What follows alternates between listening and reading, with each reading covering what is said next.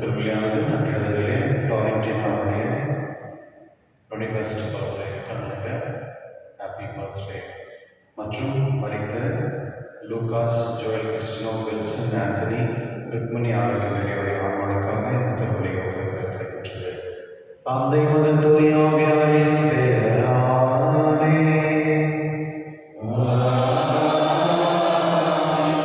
நம் ஆண்டவராகிய இயேசு கிறிஸ்துவின் அருளும் கடவுளின் அன்பும் தூய ஆவியாரின் நட்புறவும் உங்கள் அனைவரோடும் இருப்பதாக.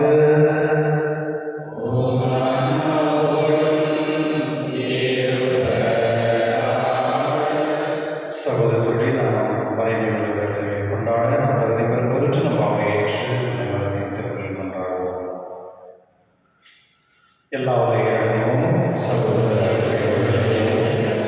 நான் பாவையேற்று என் சிந்தனையால் சொல்லால் செயலால் கடலை பாவம் செய்தேன்.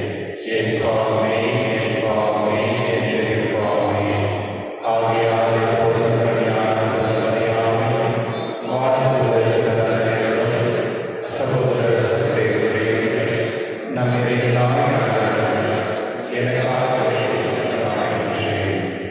எல்லாம் இறைவன் இறக்க வைத்து நம் பாவனை மன்னித்து நம்மை நிலைவாழ்வு அழைத்து செல்வராக.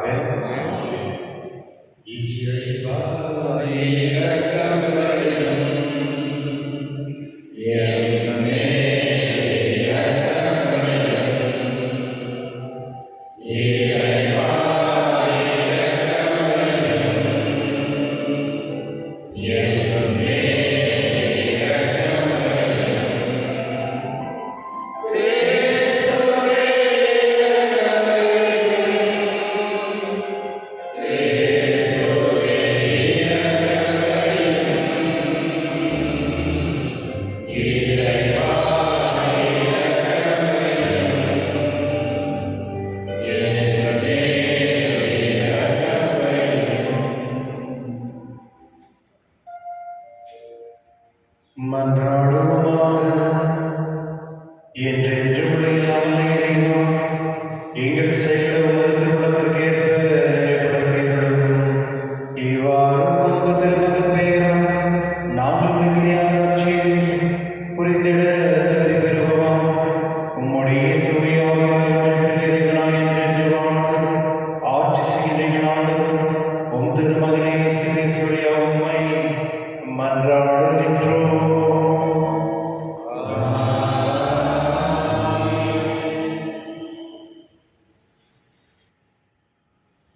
சாமுவேல் 2ஆம் நூலிலிருந்து வாசகம்.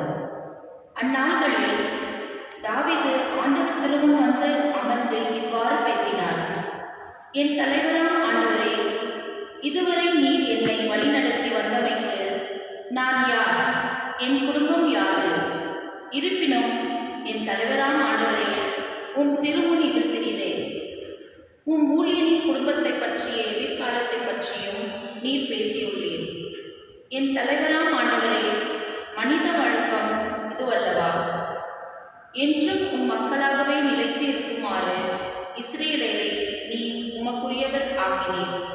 ஆண்டவரே, நீரே அவர்களின் கடவுள் ஆனீர். ஆண்டவராகிய கடவுளே, உமது ஊழியனை பற்றியும் அவனது குடும்பத்தை பற்றியும் நீர் தந்த உறுதிமொழியை என்றும் நிலைநாட்டும். நீர் வாக்குறுதி அளித்தவாறே செய்யும். உமது பெயர் என்றும் மாட்சி பெறுவதாக. அப்பொழுது மாந்தர் படைகளின் ஆண்டவரே, இஸ்ரேலின் கடவுள் என்பர். உமது ஊழியன் தாவீதின் குடும்பமும் உம் திருமுன் நிலைத்திருக்கும். ஏனெனில் படைகளின் ஆண்டவரே, இஸ்ரேலின் கடவுளே, நான் உனக்கு ஓர் இல்லம் எழுப்புவேன் என்று உமது ஊழியனுக்கு வெளிப்படுத்தியவர் நீரே. ஆகவே இவ்வாறு மன்றாட உம் ஊழியனுக்கு மனத்துணிவு ஏற்பட்டது. தலைவரான ஆண்டவரே, நீரே கடவுள். உமது வார்த்தைகள் நம்பிக்கைக்கு உரியவை. இந்த நல்வாக்கை அடியேனுக்கு அருளியவர் நீரே. உம் ஊழியனின் குடும்பம் என்றும் உம் திருமுன் இருக்குமாறு நீர் அருள் கூர்ந்து அதற்கு ஆசி வழங்கும். தலைவராக நீர் உரைத்துள்ளீர். உம் ஊழியனின் குடும்பம் என்றும் உமது ஆசியை பெறுவதாக. ஆண்டவரின் அருள்வாக்கு. பதிலுரை பாடல் பல்லவி. ஆண்டவரை நாடுவோரின் தலைமுறையினர் இவர்களே. மண்ணுலகமும் அதில் நிறைந்துள்ள அனைத்தும் ஆண்டவருடையவை. நில உலகமும் அதில் வாழ்வனவும் அவருக்கே சொந்தம். ஏனெனில் அவரே கடல்கள் மீது அதற்கு அடித்தளமிட்டார். ஆறுகள் மீது அதை நிலைநாட்டினவரும் அவரே. ஆண்டவரை நாடுவோரின் தலைமுறையினர் இவர்களே. ஆண்டவரது மலையில் ஏற தகுதி உள்ளவர் யார்? அவரது திருத்தலத்தில் நிற்கக்கூடியவர் யார்? கரைப்படாத கைகளும் மாசற்ற மனமும் உடையவர். பொய் தெய்வங்களை நோக்கி தம் உள்ளத்தை உயர்த்தாதவர். ஆண்டவரை நாடுவோரின் தலைமுறையினர் இவரே ஆண்டவரிடம் ஆசி பெறுவார். தம் மீட்பராம் கடவுளிடமிருந்து நேர்மையாளர் என தீர்ப்பும் பெறுவார். அவரை நாடுவோரின் தலைமுறையினர் இவர்களே. யாக்கோபின் கடவுளது முகத்தை தேடுவோர் இவர்களே. ஆண்டவரை நாடுவோரின் தலைமுறையினர் இவர்களே.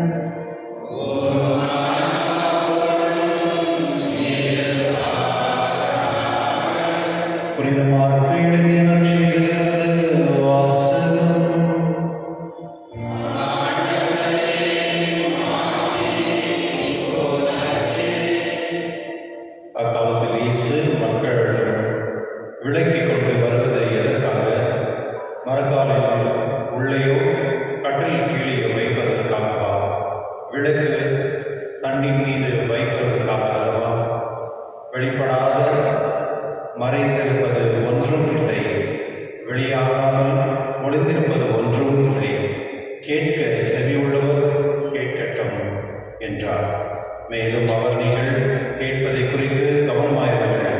நீங்கள் எந்த அளவையால் அழைக்கின்றீர்களோ அதே அளவையால் உங்களுக்கும் அழைக்கப்படும், இன்னும் கூடுதலாகவும் கொடுக்கப்படும். ஏனெனில் உள்ளவருக்கு கிடைக்கும்படி இல்லாதவரிடம் இருந்து உள்ளதும் எடுக்கப்படும் என்று அவர்களிடம் கூறினார். ஆண்டவரின் அருள்வாக்கு. கிறிஸ்துவின் சகோதர சகோதரர்களே, ஒரு பெரியவர் ஒருத்தர் இருந்தார். அவர் அவருக்கு ஒரே ஒரு பொண்ணு தான் இருந்தது.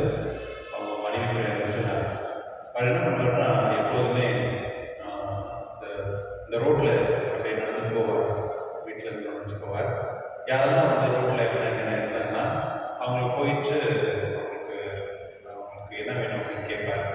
கேட்டு அவங்களுக்கு துணி என்ன வேணும்னா அவங்களுக்கு ஒரு நாளைக்கு ஒருத்தருக்கு மட்டும் தான், ஒரு நாளைக்கு ஒருத்தருக்கு போயிட்டு அவருக்கு அந்த 2-3 நாளைக்கு என்ன வேணும், சாப்பாடு துணி வேணும் கம்ப்ளீட்டாக அவர் வாங்கி வச்சுருவார். ஒரு நாளைக்கு ஒன்று பண்ணுவார். அப்படியே தேடி போவார், ஒருத்தர் தேடிட்டே போவார். அப்படி என்ன கிடைக்கல அப்படின்னா அதில் எனக்கு என்ன பண்ணுவார். பட் அவர் சொன்னார் அப்படி கிடைக்கலன்னா சொன்ன மறந்துட்டாருன்னு. ஆனால் ஒரு நாளைக்கு ஒருத்தர் போய் தேடி போயிருக்கார். பாருங்களேன், அவருக்கு நல்ல வெல்கம் தான், கொஞ்சம் நல்ல வசதியாக இருக்கிறோம். இருந்தாலும் அந்த அவர்கிட்ட இருந்தது வந்து அவர் எப்பொழுதுமே மற்றவங்களுக்கு கொடுத்துட்டே இருப்பார், உதவி செஞ்சுட்டே இருப்பார். அவர் இன்னும் இருக்கிறாரு, நிறைய உதவிகளை செய்கிறாரு. ஆனால் அவருக்கு இதுவரையும் நான் அவருக்கு வந்து எந்த ஒரு என்ன சொல்றது, அவர் முகத்தில் இருந்த எந்த ஒரு கஷ்டமோ இல்லை அந்த மாதிரி நான் பார்க்கவே இல்லை. அவர் எப்போதுமே மகிழ்ச்சியாக இருக்கார். அதுவும் அவர் தேடிட்டு போகிறார், தினைக்கும் தேடிட்டு போகிறார். அவர் யாரா கிடைப்பாங்களா அப்படின்னு. இந்த மாதிரி நீங்கள் கேட்டுக்க மாட்டீங்க. இந்த மாதிரி ப்ளஸ் நம்மளை பாருங்களேன் எந்த மாதிரி மக்கள் எல்லாம் இருக்கிறாங்க இந்த உலகத்தில் அப்படின்னு. மற்ற நம்மளுக்கு கடவுள் கொடுத்தது வந்து எப்பொழுதுமே மற்றவங்க பகிர்ந்து கொடுக்கணும் அப்படின்ற ஒரு தன்மையோடு அவர் இருக்கிறார்.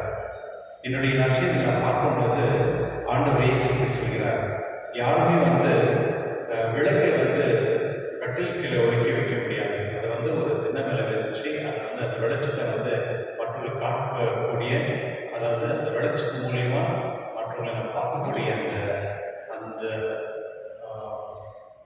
அப்படிதான் இருக்கணும் அப்படின்னு நற்செய்தியில் சொல்லப்படுகிறது.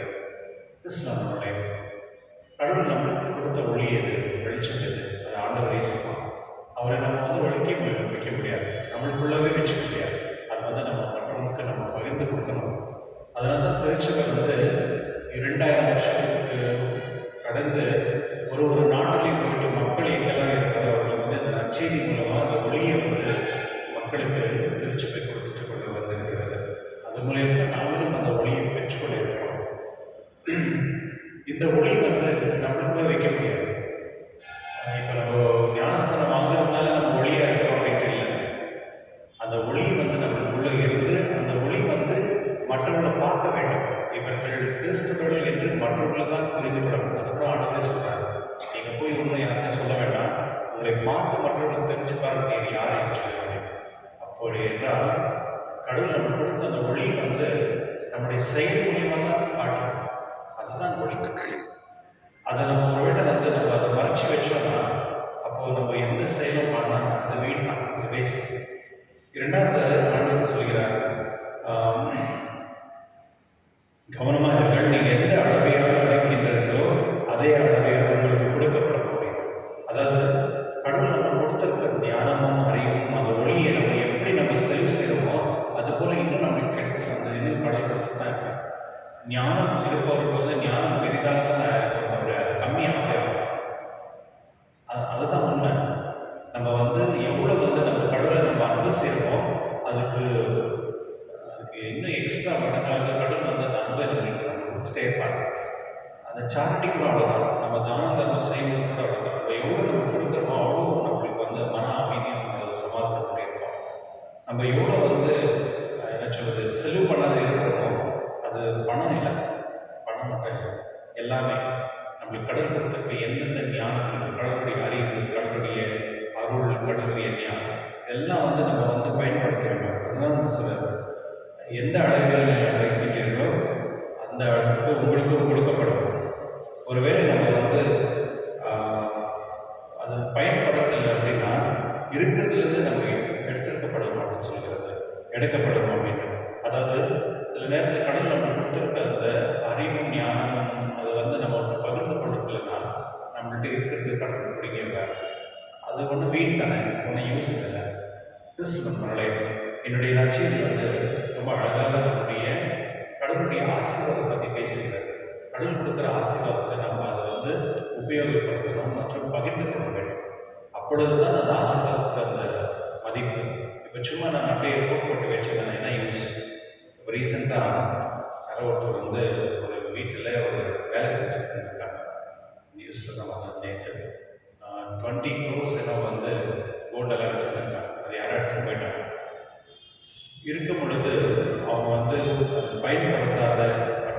சும்மா சேர்த்து வைக்கிறதால கடைசியில் இந்த மாதிரி தான் யாரோ ஒருத்தர் திருடி போவாங்க, ஏமாற்றிட்டு போவாங்க, இல்லை அதை வந்து யூஸ் ஆகும். இந்த மாதிரி உலகத்தில் நம்ம எல்லாம் சேர்த்து பார்க்கலாம். கிறிஸ்துவர்களே, இதை என்னுடைய திருப்பலில் நாம் கடலுக்கு ஜெபிப்போம். கடலை நீர் எனக்கு கொடுத்த அந்த ஞானமும் அறிவும் அந்த வரப்பிரசாதங்கள் அந்த எப்பொழுதையும் மற்றவர்கள் பகிர்ந்து கொடுக்கக்கூடிய அந்த தன்மையை நம்ம தாரும் அப்படின்னு கேட்போம். நிறைய பேர் வந்து கொடுக்கணும் அப்படின்றது அந்த மனமே கிடையாது. நேர் ஒருத்தர் வந்திருந்தாங்க, அவங்க வந்து வரேன்றாங்க, பட் அவங்க நான் பார்த்ததே கிடையாது. ப்ளஸ் அவங்க வந்து நான் கேட்டேன், எவ்வளோ நீங்கள் சப்ஸ்கிரிப்ஷன் பே பண்ணுறீங்கன்னு பார்த்தா ஒரு 100 ரூபா தான் பே பண்ணினாங்க. நான் அவங்களுக்கு கேட்டேன், சேலரி வருஷத்துக்கு 25 லட்ச ரூபா அவங்க சேலரி. இன்னொருத்தர் என்ன, அந்த அம்மாவுக்கு வந்து மேபி ஒரு 6 லட்ச ரூபாய் இருக்கும். 30 லட்ச ரூபா அவங்க வந்து வாங்குறாங்க வருஷத்துக்கு. அவங்க கொடுக்கறது வெறும் 1500 ரூபா. அதாவது பணம் கொடுக்கணும் அப்படின்னு நான் சொல்லலை. அதாவது அதனுடைய கடமை நம்ம கம்யூனிட்டியில் இருக்கும் பொழுது, திருச்சபையில் இருக்கும் பொழுது நம்முடைய கடமை, நம்ம கடவுள் கொடுத்ததில் வந்து நம்ம அதை பகிர்ந்து நம்ம மற்ற மக்களுக்கு அதை பகிர்ந்து கொடுக்கணும். அது வந்து என்னதில்லை, அது கடவுள் தான். இதுதான் கடவுள் சொல்கிறார், உனக்கு கொடுக்கப்பட்ட அனைத்துமே எனக்கு சேர்ந்தது அப்படின்னு சொல்கிறாங்க. அதுதான் உண்மை. கடவுள் நம்மளுக்கு கொடுத்துருக்க எல்லாமே, என்கிட்ட இருக்க அறிவு, என்கிட்ட இருக்க பொருள், என்கிட்ட இருக்கிறது எல்லாமே கடவுளுக்கு சார்ந்தது. அதனால் கடவுள் வந்து அதை டெஸ்ட் பண்ணி பார்ப்பார், நம்ம எப்படி இருக்கிறோம் அப்படின்னு. என்னுடைய முதல் வாசத்தை பார்க்குறோம். தாவீது அரசு சொல்கிறார், இறைவா என்னுடைய தகப்பனை நீ என்னை எப்படி நீ எடுத்துக்கிற, என்னுடைய குடும்பத்தை நீ எப்படி ஆசீர்வதிச்ச, நான் அதுக்கு தகுதியே இல்லையே அப்படின்னு சொல்கிறார். இதுதான் உண்மை. இந்த இது ஜபம், இந்த மாதிரி ஒரு பிரார்த்தனை கடவுளத்தை பண்ணும்போது கடவுள் அந்த ஞானத்தை அறிவு கொடுப்பார். அதனால என்னுடைய திருப்பலியில் நாம் மன்றாடுவோம். கடவுள் கொடுத்ததை மற்றவர்கள் பகிர்ந்து கொள்ள மனத்தன்மையோட வாழக்கூடிய ஆசிரியர்கள் நாம் கொடுக்கும்படி இந்த திருப்பலியில் மன்றாடுவோம்.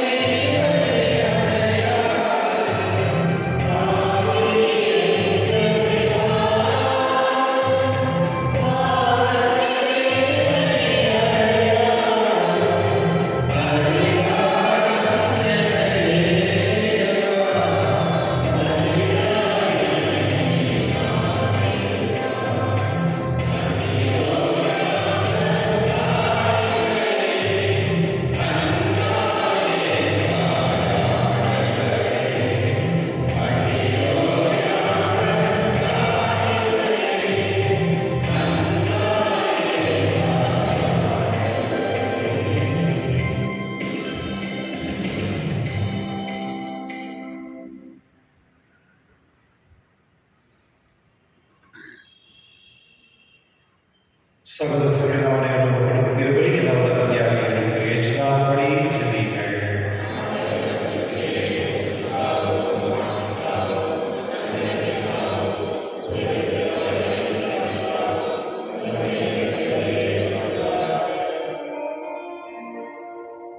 ஆண்டவரே, எங்கள் பணிகள் கணிவுடைய உண்மை வேண்டுகின்றோம். இவற்றை புனிதப்படுத்தி இவை எங்கள் வீட்டிற்கு பயன்பட அருள்வீராக. எங்கள் ஆண்டவராகிய இயேசு வழியாக உம்மை மன்றாடுகிறோம்.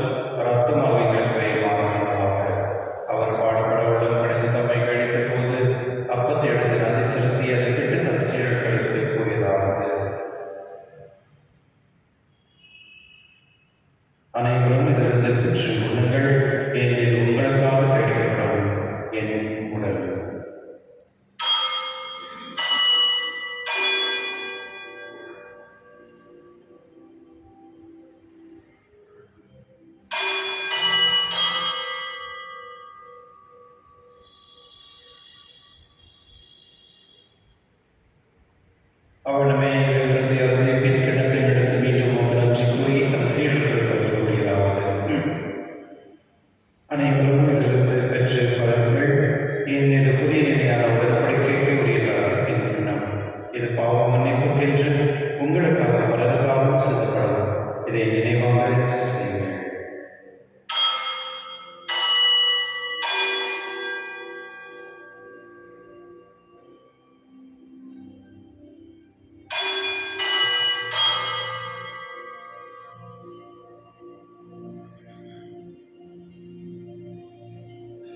நம்பிக்கையின் மறைபொருள்.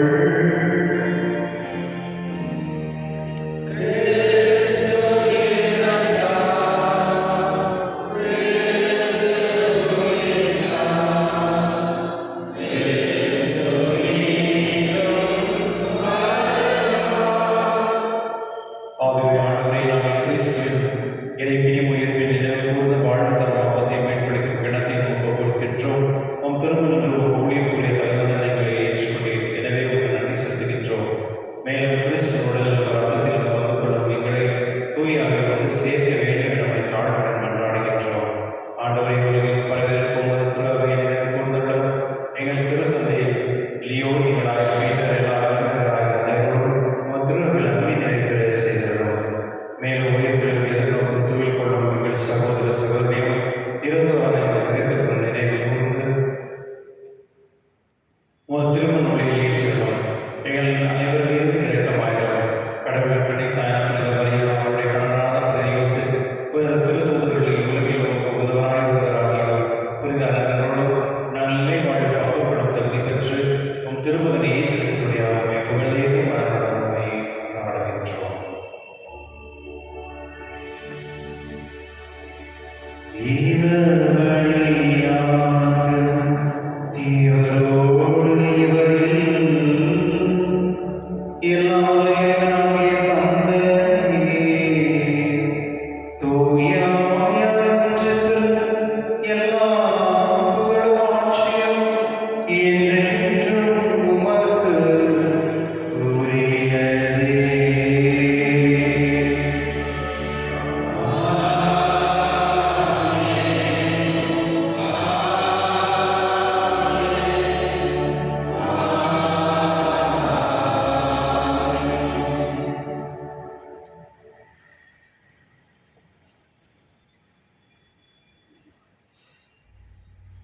மீட்பரின் கட்டளையால் கற்பிக்கப்பட்டு இறை படிப்பினால் பயிற்சி பெற்று நாம் தரிசிக்கிறோம்.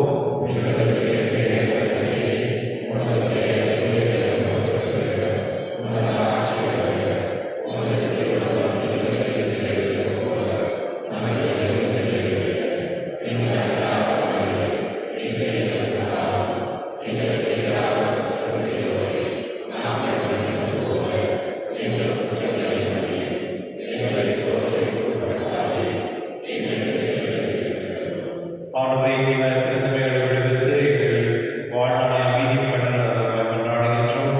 உமது இரக்கத்தின் உதவியால் நாங்கள் பாவத்திலிருந்து எப்பொழுது விடுதலை பெற்று யாரும் கலக்கம் என்று நலமாயிருப்போமாக.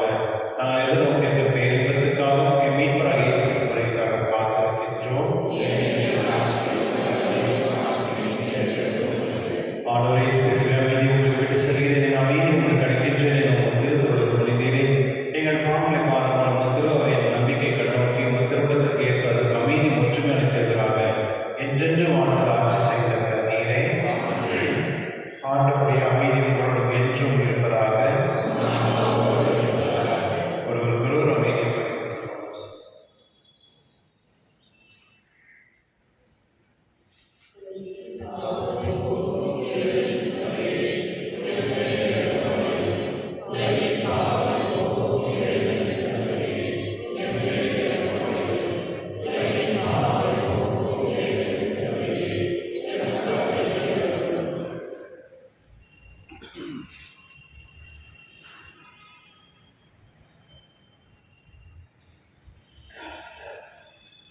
இதோ இறைவன் சகோதரி, இதோ உலகின் பாவலை போக்குபவர், செல்லிலிருந்து கடை பெற்றோர், பேறு பெற்றோர்.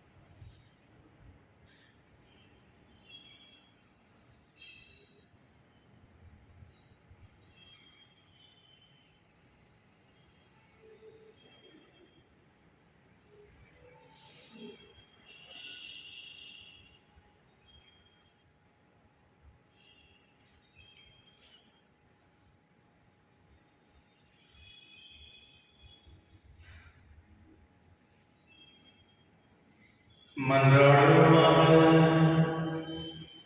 எல்லாம் உள்ள இறைவா, எங்களுக்கு அருள் புரியும்படி வேண்டுகின்றோம்.